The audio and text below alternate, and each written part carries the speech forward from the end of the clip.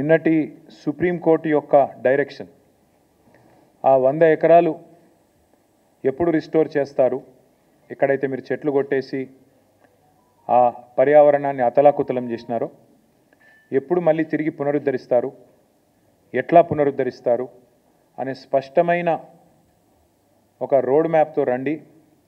లేకపోతే అక్కడనే అదే స్థలంలో ఒక తాత్కాలిక కారాగారం ఏర్పాటు చేసి, తాత్కాలిక జైలు ఏర్పాటు చేసి మీ అధికారులను జైలుకు పంపుతాం అనే మాట సుప్రీంకోర్టు చెప్పింది. అంటే నిజానికి ఇంకో ముఖ్యమంత్రి అయితే కొంత ఆత్మాభిమానం, కొంత పౌరుషం, కొంత సిగ్గు ఇవన్నీ ఉన్న ముఖ్యమంత్రి అయితే ఈ పాటికి రాజీనామా చేసి పోవాలి.